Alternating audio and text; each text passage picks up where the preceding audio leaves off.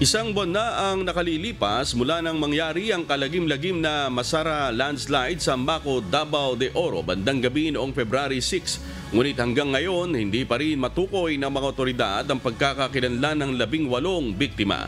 Ayon sa Provincial Disaster Risk Reduction and Management Office o PDRRMO ng Davao de Oro, mabot sa 97 na individual ang nasawi sa insidente. 79 pa lang dito ang identified habang 8 naman ang hindi pa nakikilala.